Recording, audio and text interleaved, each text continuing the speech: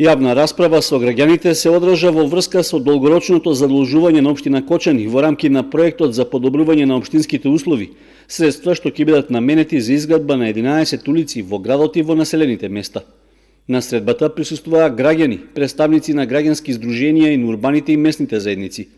Од општинската администрација беше даден вовет за намерата да се добијат пари со кои за краток период би можела да се изгради сообраќајна инфраструктура на повеќе делови од градот и населените места. Пред присутните беа представени улиците за кои општината веќе имала подготвено технички проекти уште пред да биде објавен повикот за кредитирање од Светска банка. А градоначалникот Илиев објасни дека условите што се нудат за заемот се многу прифатливи за општината.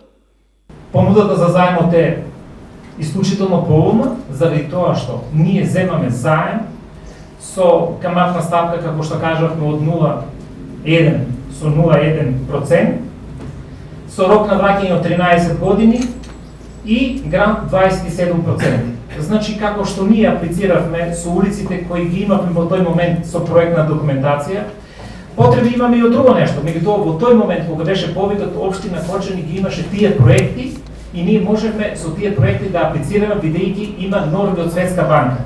Значи, проектите кои ги понудивме на Светска банка, мораше да ги исполнуваат одредените норми кои тие ги барат. Значи, беа направени неколку проверки од нивна страна, прилично наши луѓе одеа на преговори со Светска банка да ги презентираат кои се тие улици, кои се тие бенефити што ги добие општината и населението.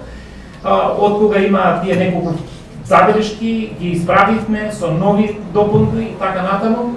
Два пати беа на лице место и улиците дефинитивно, односно проектите кои ги понудивме, беа одобрени од страна на Светска банка.